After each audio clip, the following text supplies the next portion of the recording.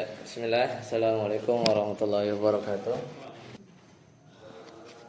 Alhamdulillah dan katsiran thayyiban mubarakan fih kama yuhibbu rabbuna wa yarda. Asyhadu an la ilaha illallah wahdahu la syarika lah wa asyhadu anna Muhammadan abduhu wa rasuluh.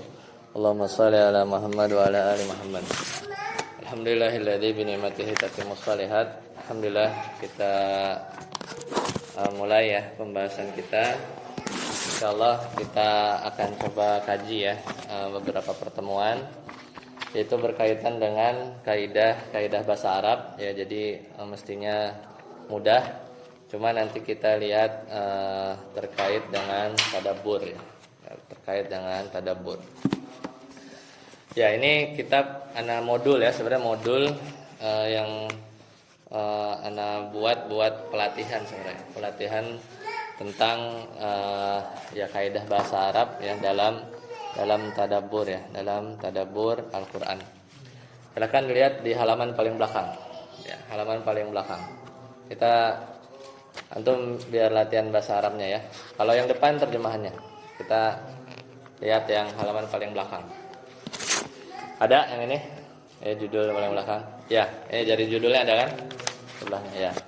Jadi kitab kecil ini ana beri judul Mafatihul Lughatil Bahirah fi Tadabburis Suwaril Athirah. Nah, jadi kunci-kunci ya bahasa Arab ya di dalam tadabbur surat-surat yang athirah, itu artinya mulia, artinya mulia. Ya. Nah, jadi ini adalah tatbik ya, latihan nanti ya qawaidul lughatil arabiyyah al-asasiyah nahwu dan sharaf li tadabburi juz amma, li tadabburi juz amma. Lanjut halaman 1. Halaman 1. Kebaca enggak ya? Kecil ya. Kebaca enggak Ustaz dapat? Dikit ya. Ya kalau ini bisa ke depan ya, halaman terjemahannya sama aja ya. Jadi al-muqaddimah itu pembukaan ahamiyatul lughatil arabiyyah ya, jadi tentang sesuatu yang penting ya dalam memahami bahasa Arab. Jadi urgensinya memahami bahasa Arab. Jadi di awal ana sampaikan assalamualaikum warahmatullahi wabarakatuh. Alhamdulillahilladzi anzalal qur'ana bilisanin arabiyyin mubin. Segala puji bagi Allah, Rabb semesta alam, yang telah menurunkan Al-Quran dengan bahasa Arab yang nyata. Hudal linnasi wa syifaan lima fis sudur. Yaitu sebagai apa? Petunjuk ya, petunjuk dan obat ya bagi hati manusia. Wassalatu wassalamu ala asyrafil anbiya'i wal mursalin. Semua salawat serta salam semoga senantiasa tercurah kepada Nabi Muhammad sallallahu alaihi wasallam ya, di mana nabiyina Muhammadin sallallahu alaihi wasallam alladzi utiya jawami'ul kalim, di mana Nabi Muhammad sallallahu alaihi wasallam itu diberikan diberikan jawami'ul kalim. Jawami'ul kalim itu adalah sesuatu yang bagus ya, bagus ya. Alladzi nazzala alaihil qur'ana tibyanan likulli syai' wa fassala khitaban ya lil ummati ajmain ya, dan sebagai Al-Qur'an diturunkan untuk menjadi penjelas bagi umat manusia ya. Nah, di sini innal qur'anal karima ya laisa mujarradan nassalil qiraah ya, atau laisa mujarradan nassayutla. Jadi sesungguhnya Al-Qur'an ya, sesungguhnya Al-Qur'an itu bukan semata-mata ya teks untuk dibaca saja ya, teks untuk dibaca saja. Bal huwa risalatu ya, bal huwa risalatu hubbin minal khaliqi tabtadi minna al-fahma wa ta'ammula ya. Jadi Al-Qur'an itu adalah pesan ya dari sang pencipta ya, pesan sang pencipta yang menuntut untuk kita ta'ammul. Ta'ammul itu adalah tadabbur. Ta'ammul itu adalah tadabbur. Wa ma'a dzalika katsiran ma najidu awaiqa ya awaiqa tahulu bainana wa baina tafa'uli ma ayatillah bisababi mahdudiyatin fahmina li adatil asasiyah wa hiya al-lughatul arabiyyah. Jadi Al-Qur'an ya seringkali kita punya hambatan besar ya. Seringkali kita punya hambatan besar ya karena kita kurang ya dalam bertadabbur itu ya biasanya kurang meresapi dan juga keterbatasan kita punya pemahaman bahasa Arab. Ya, jadi di sini Anda coba rangkum sekitar 20 kaidah ya, 20 kaidah ya. 20 kaidah yang berkaitan dengan bahasa Arab yang nanti kita langsung lihat contoh-contoh prakteknya ya. Silakan balik ke depan supaya lebih mudah memahami. Jadi itu diantara latar belakang Ana coba buat materi ini. Nah, lihat halaman 1 ya. Jadi modul ini ada rangkum dari kitabnya Syekh Khalid bin Utsman di bahasa Indonesianya ya. Syekh Khalid bin Utsman As-Sabat sama Dr. Aqil bin Salim As-Sam'ari ya. Jadi ana rangkum beberapa faedah. Sekarang masuk ke halaman 4 ya. Kita masuk ke halaman 4. Bebas, atau mau lihat yang bahasa Arab juga bisa di belakangnya ya. Kita mulai halaman 4. Jadi yang pertama ya pendahuluannya kita harus bedakan antara tafsir dan tadabbur. Lihat halaman 4. Ya, tafsir dan tadabbur. Oke, yang pertama, apa itu tafsir ya? Apa bedanya dengan tadabbur? Apa bedanya? Ya. Kadang kita bingung ya, kadang kita sering bingung bedakan tafsir dengan tadabbur. Karena itu satu yang beda. Tafsir, at-tafsiru secara bahasa itu artinya apa? Menjelaskan.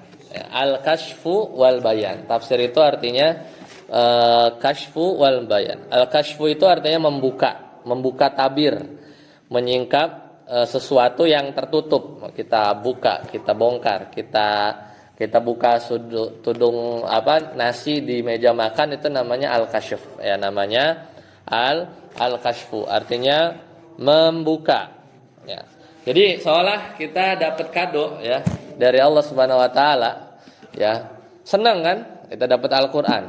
Tapi lebih senang kalau apa? Itu kalau kita buka kadonya unboxing ya, kita unboxing. Itu namanya tafsir. Jadi tafsir itu adalah ibarat proses kita membuka bungkus kado yang kita supaya tahu isinya apa. Lah kita dapat kado aja udah seneng ya. Kita pegang Al-Qur'an itu udah nikmat mukjizat dari Nabi Muhammad SAW ya. Proses untuk unboxingnya itu namanya tafsir, kurang lebih begitu ya. Al-kashf. Nah, kata Syekh Khalid As-Sabat, jadi tafsir itu adalah ilmu untuk memahami kitab Allah, menjelaskan maknanya ya, serta mengeluarkan hukum-hukumnya ya. Jadi tafsir itu benar-benar pemahaman otak kita ya, alami. Makanya nanti bisa ditinjau dari bahasa Arab, bisa ditinjau dari apapun lah, riwayat hadis dan seterusnya. Nah, bedakan dengan tadabbur. Lihat halaman 4. Tadabbur itu diambil dari kata dubur. Dubur itu adbar ya, adbaro itu arti belakang. Dubur artinya apa? Belakang ya, artinya belakang atau akhir. Jadi tadabbur itu artinya apa? Memikirkan ya akibat dari hasil akhir dari sebuah ayat. Jadi beda. Kalau tafsir itu kita tanya, ma maknal hadhil ayat. Misalnya, apa makna ayat ini? Tapi kalau tadabbur bukan gitu nanyanya. Tadabbur itu apa pengaruhnya ayat ini buat saya? Apa pengaruhnya ayat ini buat saya? Jadi kita baca ayat, kita udah tahu maknanya, kita tahu tafsirnya, itu belum tadabbur. Tadabbur itu sampai kita ayat ini berkaitan dengan kehidupan saya apa gitu ya. Amalan apa yang bisa kita pakai gitu ya. Jadi tafsir itu sarananya supaya kita paham, kita buka kado ya. Betul. Jadi tadabbur itu artinya ya kita benar-benar meresapi pesan ya, meresapi pesan dari ayat. Kalau kita tidak bisa tadabbur ya, kita nggak bakal bisa bertadabbur tanpa tafsir ya, tanpa tafsir nggak ngerti apa maknanya. Jadi kita harus tahu dulu baru kita tadabburkan ya, kita tadabburkan. Jadi itu ya beda antara tafsir dan tadabbur. Jadi tadabbur itu apa pengaruh ayat ini bagi hatiku dan yang harus aku lakukan setelah membacanya. Jadi memang mempersiapkan apa? Mempersiapkan untuk diamalkan ya, mempersiapkan untuk diamalkan. Itu artinya tadabbur. Jadi ibarat kita kasih analogi lagi, tafsir itu ya, tafsir itu kayak kita baca resep obat. Ya, baca resep obat. Hari ini minum paracetamol ya, dosisnya 500 mg supaya hilang rasa sakit. Itu tafsir. Tapi apakah demamnya bakal sembuh? Hilang gitu. Enggak bakal. Sampai apa? Apa cuman dengan baca resep aja sembuh? Enggak. Ya, jadi ya harus diminum, Ya maka proses minumnya itu, nelennya itu, ya, proses minum obatnya aja, minum obat itu adalah tadabbur. Ya, jadi banyak orang yang banyak orang yang mau minum obat, ya, banyak orang yang mau tadabbur, tapi nggak tahu resepnya, sama aja. Ya, banyak orang yang mau minum obat, pengen sembuh, tapi nggak tahu resepnya, ya sama aja. Yang ada apa? Yang ngawur, ya itu. Banyak orang mau tadabbur, tapi dia nggak ngerti tafsir, ya dia akan cocok logi. Oh ini ayat ini maksudnya adalah negeri Israel atau apalah misalnya. Oh ayat ini sesuai bencana ini, gitu kan? Tanggal sekian, ayat sekian. Banyak orang yang mau minum obat, banyak orang yang mau tadabbur, tapi nggak tahu tafsirnya, nggak tahu resepnya. Harusnya itu minum paracetamol. Ya akhirnya banyak yang ngawur, ya. Ada baliknya juga, ada banyak orang yang jago resep. Oh obat dikumpulin, obat ini, ini khasiatnya ini, tapi nggak diminum-minum, ya sama juga. Tidak diminum-minum. Banyak orang yang jago resep, banyak orang yang hafal tafsir, ya banyak orang yang hafal banyak model tafsir, tapi nggak pernah diminum, ya nggak pernah diminum obatnya. Maka itu dia nggak bisa tadabbur juga. Akhirnya nggak sembuh juga ya. Akhirnya nggak sembuh juga. Baik, lanjut. Nah, apa urgensi nahwu dan shorof dalam tafsir? Yaitu yang paling berpengaruh, satu harokat itu bisa merubah makna ya. Kita kan udah belajar nahwu ya. Misalnya di surat Fatir ayat 28 ya, Allah Ta'ala berfirman misalnya innama yakhsyallaha, harusnya kan innama yakhsyallaha min ibadihil ulama'u. Kita innama yakhsyallaha, sesungguhnya yang takut kepada Allah ya min ibadihi, di antara hamba-hambanya, al ulama'u. Mana fa'ilnya? Fa'ilnya adalah al ulama'u. Ya, maf'ul bihnya Allah. Innama yakhsyallaha. Kalau dibalik maka akan rusak maknanya. Misalnya innama yakhsyallahu min ibadihil ulama'a, kebalik. Sesungguhnya yang takut kepada ulama adalah Allah. Itu kan. Jadi satu harokat bisa merubah makna. Ya, jadi itu nahwu kita udah pernah belajar ya. Kemudian shorof ya, halaman 5. Shorof juga kita belajar. Contoh di sini kata ghafara. Contoh halaman 5, kata ghafara. Artinya apa ghafara? Mengampuni. Tapi banyak kita lihat di Al-Qur'an ya, itu menggunakan kata apa? Istighfara. Ya sorof kan? Ghafara jadi apa? Istighfara. Artinya apa? Meminta ampun. Ada tambahan apa? Ada alif, ada sin, ada ta, ada ghafara. Aslinya ghafara. Nah, dari situ kita tahu bahwa dalam kaidah shorof tambahan alif, sin, ta itu apa?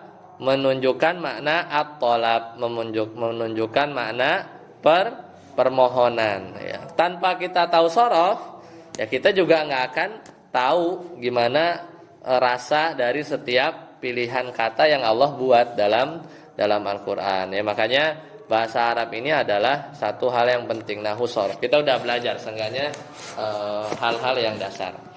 Ya. Baik. Sebelum kita masuk ke kaidah-kaidah nomor 1 sampai 10 ya, nanti kita praktekkan dalam juz amma. Maka sebelum tadabbur ada beberapa adab atau yang perlu kita persiapkan. Ya, di antaranya ya ada 5 ya. Ini Anda nukil dari Syekh Dr. Aqil bin Salim. 5 kunci agar tadabbur kita berbuah, dapat hidayah, kita dapat taufik. Ya, kalau di bahasa Arab itu di halaman 5 juga sama ya. Ya, yang pertama adalah hudurul qalbi, halaman 6 kalau bahasa Indonesianya. Huduril qalbi. Ya, huduril qalbi. Jadi kata Syekh Dr. Aqil, kata beliau, supaya bisa tadabbur yang pertama itu kita harus hudurul qalbi. Hudurul qalbi. Artinya hadir hatinya.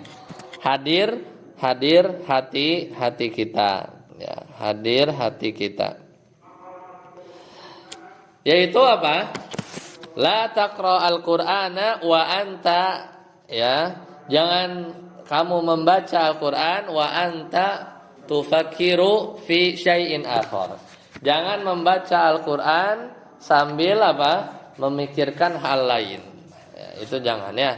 Anggaplah Allah sedang apa?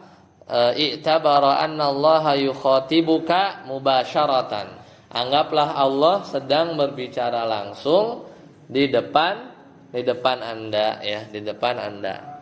Jadi gitu kalau mau tadabbur. Jadi benar-benar fokus kita baca, gak mikirin yang lain, seolah-olah kita Allah sedang ngasih tahu kita kayak Nabi Musa kan ngomong sama Allah, wa kallamallahu Musa taklima. Yang kedua, fahmul ma'ani al-asasi ya. Tadabbur itu harus apa? Memahami makna dasar. Sebenarnya enak kalau kita punya Al-Qur'an perkata ya. Al-Qur'an perkata itu udah enak banget ya, Al-Qur'an perkata. Jadi minimal kata demi kata kita tahu. Ya meskipun enggak baca terjemah kebayang lah dikit gitu kan. Nah, kenapa? At-tadabburu mustahilun duna ma'rifati ma'anil kalimat. Karena tadabbur itu mustahil ya dilakukan tanpa apa? Tahu arti kata perkata ya, tanpa tahu arti kata perkata. Makanya tadabbur itu ya harus tahu kata perkata ya, tahu kata perkata. Itu yang kedua ya. Kemudian yang ketiga adalah ya thariqatut tafkir as-sahihah. Jadi metode berpikir yang benar. Jadi jangan kayak orang yang cocok logi gitu ya. Misalnya kejadian bencana tanggal berapa gitu kan? 25 Desember misalnya. Dicari surat 25 ayat 12 misalnya gitu ya, atau surat 12 ayat 25. Itu bukan metode yang benar ya. Pas kebetulan ya, waduh pas aja.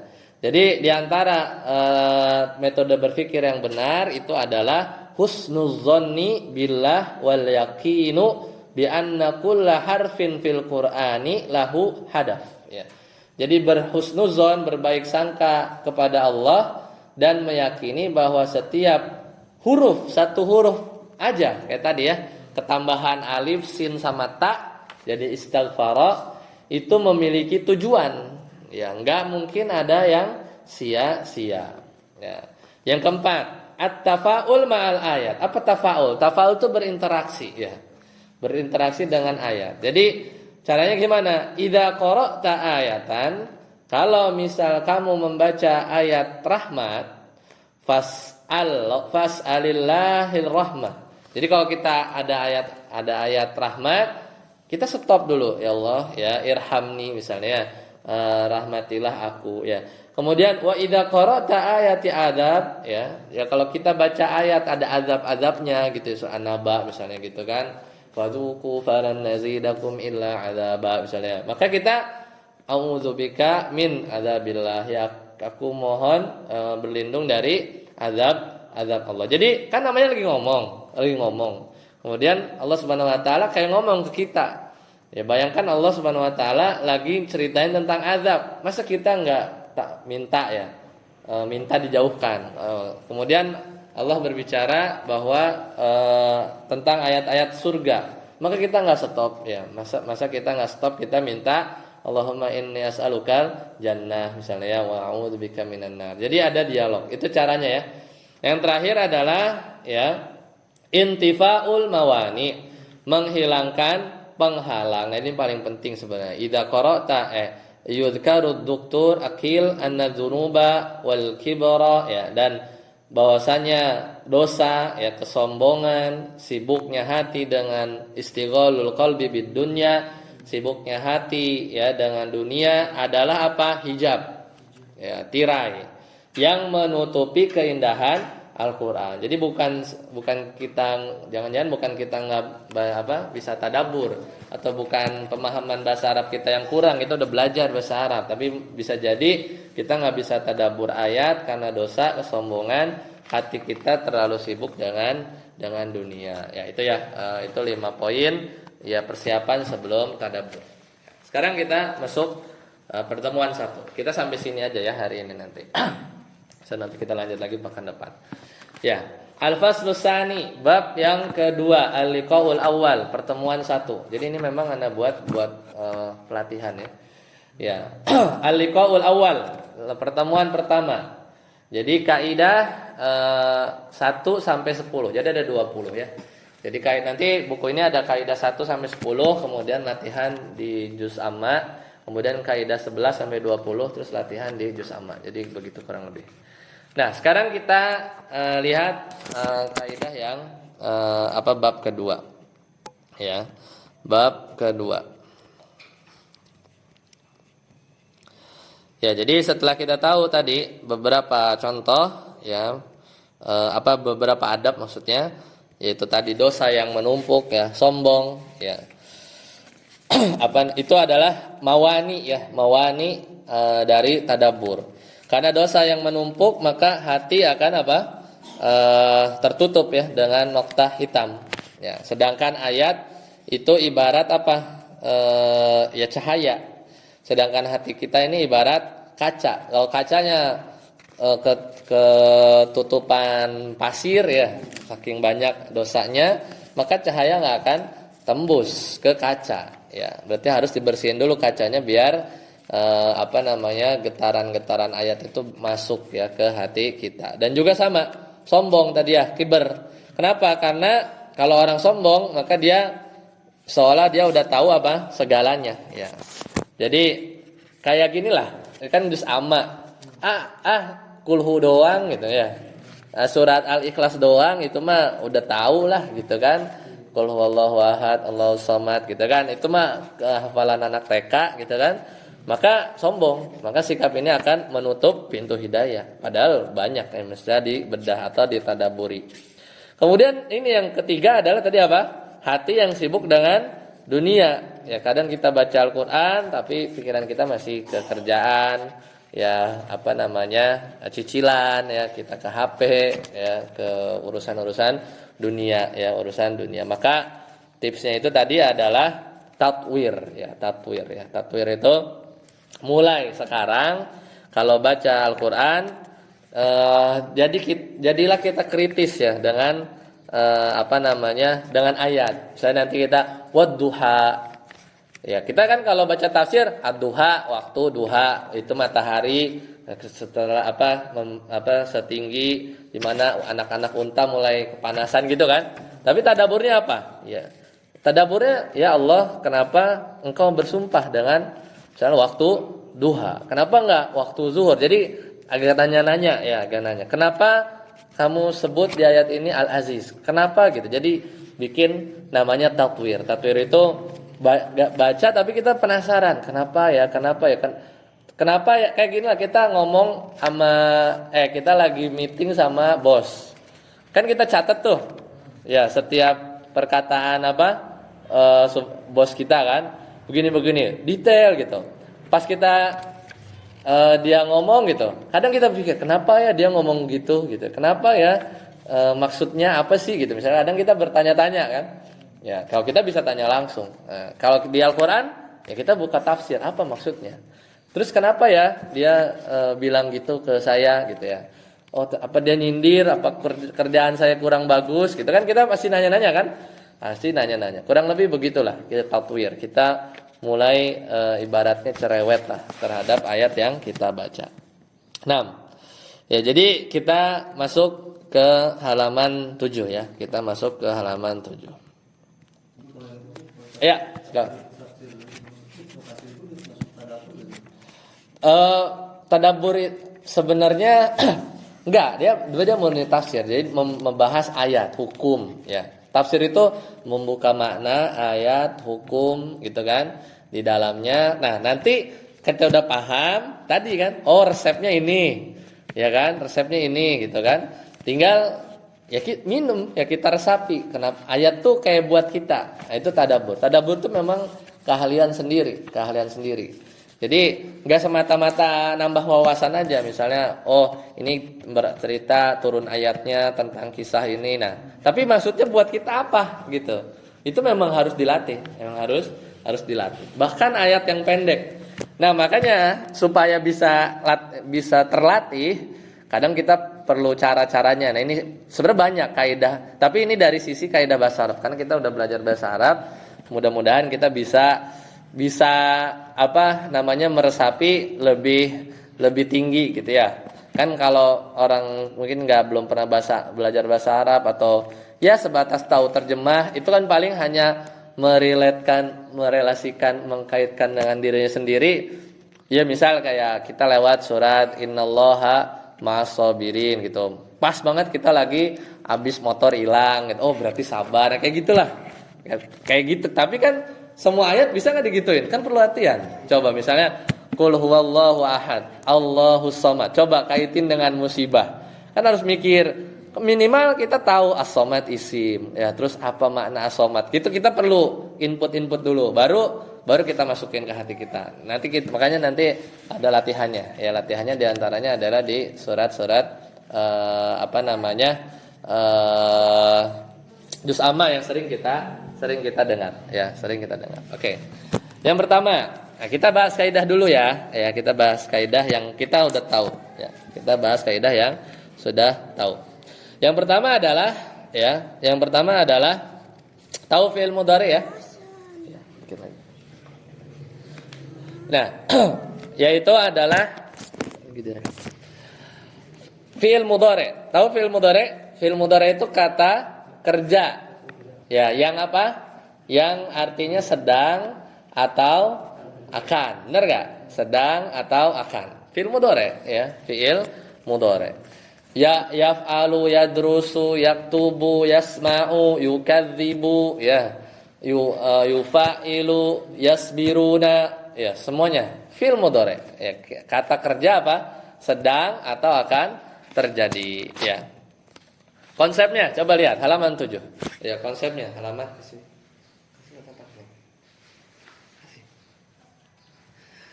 masih gratis ya. Konsep nahunya gimana? Ya, tahu sahabat? Fi'il mudhari adalah apa? Kata kerja yang menunjukkan waktu sekarang atau masa depan. Pokoknya sekarang atau masa depan. Kan gitu kalau kita belajar nahwu. Belum tadabbur nih. Nah, kaidah tafsirnya gimana? Kaidah tafsir belum tadabbur, belum. Tafsirnya gimana? Kita tahu kan mudhari. Ini sebenarnya pembahasan di surah halaman 7 ya. Menunjukkan apa? Makna at-tajaddud. Tajaddud itu artinya apa? Pembaruan. Namanya juga fi'il mudhari. Menunjukkan sekarang dan masa depan. Ya, tajaddud, baru, sesuatu yang baru. Dan apa? Al-istimrar. Al-istimrar itu artinya apa? Istimrar itu artinya terus menerus, kesinambungan, gitu lagi, besok gitu lagi, besok gitu lagi, gitu ya. Besok gitu lagi. Jadi kalau nanti ketemu kita lagi baca Quran, ya. Tadi gimana caranya tadabbur itu? Kalau lewat ayat rahmat kita minta, kalau lewat ayat azab kita berlindung. Ya, kalau ada yang nggak tahu kita cek di tafsir, terus tanya kenapa ya begini, kenapa begitu gitu ya. Jadi tadabbur tuh begitu.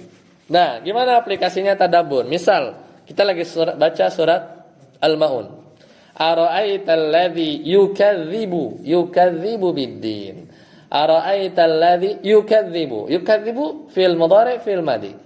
Fil mudhari. Dari kadzdzaba yukadzibu. Kan kalau makanya kalau tadabbur enaknya pakai Al-Qur'an per kata. Ara'aital ladzi yukadzibu. Yukadzibu, tahukah kamu? Ara'aital ladzi yukadzibu bid-din? Tahukah kamu orang yang mendustakan agama? Kita terjemahan begitu. Yukadzibu, mendustakan.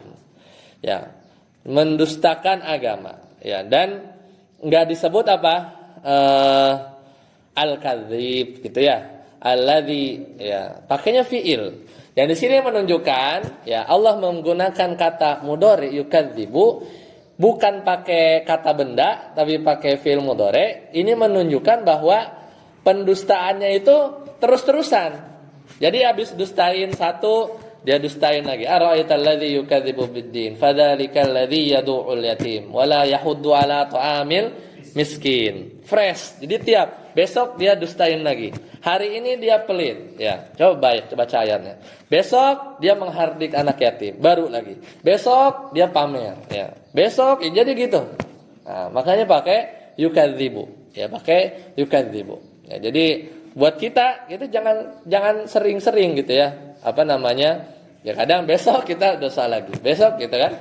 Jadi yukadzibu. Ya, jadi nanti ketemu apa namanya? Ketemu ayat, ya kalau ketemu fi'il mudhari umumnya itu akan bermakna tajaddud, istimrar, berkesinambungan.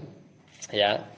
Jadi Allah enggak pakai kata al-kadzdzab, ya, tapi yukadzibu, ya yukadzibu. Jadi kalau di HP itu ibarat kita punya aplikasi, kadang suka ada dia jalan di belakang ya nggak kelihatan, ya kan ada tuh yang suka bikin lemot. Nah itu sama tuh. Jadi ya kayak tadi lah kalau surat Al-Maun, ya, pagi ini dia hardik anak yatim, ya. Dia siang-siang dia ria, ya. Jadi terus berganti, ya. Kemudian ya, di Al-Humazah misalnya. Wailul likulli humazatil lumazah alladzi jama'a malau wa'addada. Terus ada apa? Yahsabu. Sini enggak ada ya, Anda tambahin aja. Yahsabu fi'il mudhari. Yahsabu anna malahu akhlada. Dia mengira yahsabu anna malahu bahwasanya hartanya akhlada akan membuat kekal. Tapi bayangin enggak yahsabu, dia tuh mengira terus. Jadi di kepalanya tuh dia mikir terus, ya. Jadi setiap kali hartanya nambah, ya. Yang ini orang-orang apa namanya kafir ya, mereka kan kaya gitu kan. Dia pikir duit masuk rekening nambah terus gitu kan. Nah pikirannya itu berarti dia akan kayak hidup selamanya. Tapi dia terus mikir, dia besok mikir lagi, besok saldo nambah, ngitung lagi gitu jadinya. Jadi nggak sekali. Itu orang-orang kafir. Orang-orang yang kafir ya, ketika dia masuk harta dia makin mikir lagi, makin kekal hidup gitu ya. Itu orang kafir yang mereka mendustakan hari akhir kan. Ini masuk lagi, ya saldo masuk lagi gitu ya. Yahsabu anna malahu akhlada. Jadi pikirannya itu terus menerus memikirkan ya bahwa harta itu akan mengekalkannya. Lanjut halaman yang kedua. Yang kedua itu adalah ya, nah ini baru. Kadang kita tahu ya, ada kata ismiyah, jumlah ismiyah. Itu apa? Kata kata benda. Kata benda. Gimana konsep nahunya? Tahu ya kata benda? Ya, kata benda aja biasa.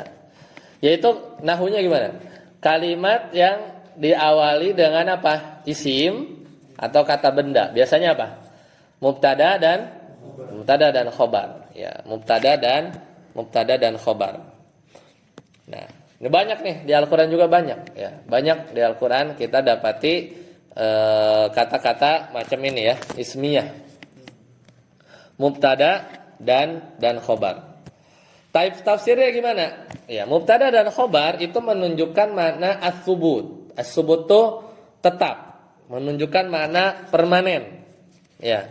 Kalau tadi fiil itu apa? Tajaddud baru istimror berkesinambungan, itu kayak kita ngelihat air sungai atau kita ngelihat air mancur. Jadi kan keluar kan sesuatu yang keluar baru lagi itu fiil, karakteristik fiil. Tapi kalau kata benda ismiyah itu maknanya adalah subut, permanen. Kalau bayanginnya kayak gunung tuh gitu aja. Ya, sebenarnya dia tuh tercipta ada prosesnya kan. Tapi panjang jutaan tahun yang lalu kemudian dia keangkat. Tapi kalau yang kita lihat sekarang, kita daki sekarang umumnya begitu bentuknya. Ya mungkin geser-geser atau jalanannya hilang itu beda. Tapi maksudnya ini adalah gunung tegak ya, nggak pernah bergeser. Ya terpengaruh waktu enggak. Makanya isim. Isim itu apa kan? Al kalimatu ya ismun itu adalah satu kata yang punya makna walam tuktaron bizaman ya, tidak terikat oleh waktu. Dia dawam, abadi, tidak terikat oleh waktu. Misalnya di surat Al-Fatihah Allah Subhanahu wa taala bilang alhamdulillah, mubtada khabar. Alhamdulillah. Yaitu mubtada khabar. Gimana tadaburnya? Ya, alhamdu segala puji lillah bagi Allah. Jadi pujian kepada Allah itu enggak pakai fiil, tapi kita pakai apa? Pakai isim, tidak pakai kata kerja. Misalnya nahmaduhu gitu. Nahmaduhullaha misalnya gitu. Bisa kan begitu? Kita pakai fiil ya. Nahmadullaha. Artinya apa? Kami memuji, bisa kan? Atau ahmadullaha. Aku memuji. Enggak, tapi Allah pakai langsung, pakai jumlah ismiyah. Alhamdulillah. Jadi alhamdu artinya pujian ya. Dan bagi Allah itu ya pujian itu abadi, tetap ya, hakiki. Jadi baik makhluk lagi memuji atau enggak. Kadang kalau kita misal pakai fiil, kadang manusia lalai, kadang dia muji, kadang enggak memuji Allah, gitu kan? Seperti itu. Sama misalnya di Al-Ikhlas, Qul huwallahu ahad. Allahu somad. Allahu somad. Allah adalah as-somad. As-somad itu apa? Nah, kalau nggak tahu artinya harus kita cek tafsir. Somad itu artinya tempat bergantung. Nah, as-somad itu adalah tempat bergantung. Berarti kalau Allah bilang Allahu as-somadu, Allah adalah tempat bergantung. Besok enggak, kadang bertempat jadi bergantung, kadang gitu enggak ya, kan enggak pakai fiil, pakainya isim. Berarti gimana? Ya kita yakin bahwa ya kalau misalnya kita punya masalah ya, ini tadaburnya. Kalau kita punya masalah, kemudian kita ingat qul huwallahu ahad. Allahu as-somadu. Allah enggak bilang pakai fiil. Allahu as-somad. Ya, ingat apa ayat ini pakai isim, jumlah ismiyah, mubtada khabar. Jadi tempat kita bergantung saat punya masalah bukan yang anggot-anggotan ya, tapi selalu ada, permanen, tetap, abadi, yaitu Allah Subhanahu wa taala. Ya, jadi enggak akan kita bingung ya saat kita punya masalah ya. Saat kita punya masalah kita nggak akan bingung karena kita yakin Allahu as-somad ya, Allahu as-somad. Jadi Allah adalah yang maha ya menjadi tempat bergantung ya, maha tempat bergantung. Ya, itu adalah contoh ya, contoh Allahus samad. Satu lagi contohnya, yaitu misalnya qul ya ayyuhal kafirun. Ini ngomongin praktek tadabbur ya. Ismiyah. Qul ya ayyuhal kafirun la a'budu ma ta'budun. Terus apa? Wala antum abiduna. Wala antum, dan kalian tidak, bukan, pakai ismiyah nih. Antum mubtada, abiduna khobar, ya kan? Pakai fiil nggak? Nggak, isim semua. Antum domir, abiduna jamat mudzakkar salim kan? Wala antum abiduna, nggak bilang wala ta'buduna, nggak gitu. Waktu itu pakai fiil jumlah ismiyah. Berarti gimana? Ya. Berarti Allah menggunakan kata abidun pakai isim, menyembah, wala antum abiduna, bukan pakai kata kerja, menunjukkan apa? Karakter, kan itu suratnya apa sih? Makanya kita harus dikombinasi sama tafsir. Pas kita baca tafsir, kan itu ceritanya Nabi Muhammad diajak kan, kamu nyembah sehari, kamu nyembah Tuhan kita sehari, kamu sehari gitu kan. Itu kan anggot-anggotan kan, kadang baru, besok nyembah, besok baru lagi kafir lagi, besok beriman. Enggak, makanya langsung bilang wala antum abiduna. Jadi menunjukkan apa? Karakter kekafiran mereka itu udah apa? Kayak gunung, udah emang udah dicap gitu ya. Wala antum abidun, dan kalian bukan penyembah. Sebenarnya udah di-stempel. Wala antum abiduna ma a'bud. Jadi ini pas lagi ngomong sama orang kafir itu udah di kekafiran mereka tuh udah dicap ya. Bahkan sebenarnya kalau, dan ini adalah khobar ya, kayak tabbat yada abi lahabi watab itu khobar, dan ya, apalagi ini jumlah ismiyah nggak bisa direvisi. Yang kan ngerevisi Al-Quran pakai apa? Nasikh mansuh kan, adat ayat dihapus. Itu yang bisa dihapus itu yang kayak fil amr, perintah, larangan, itu bisa diganti tuh dalam prosesnya dulu.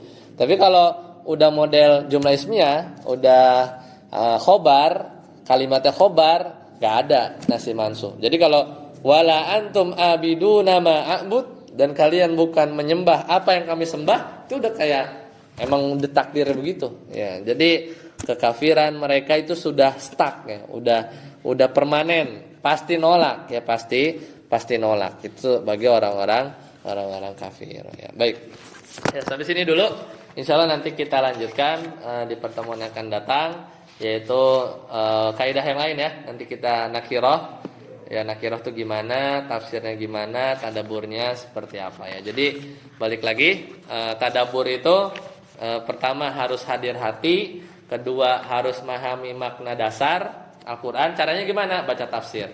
Harus punya metode berpikir yang benar, nggak cocok logi ya. Kita ketemu bencana tadi gimana? Tanggal 12 Maret, dia cari surat 12 ayat 3 misalnya gitu kan.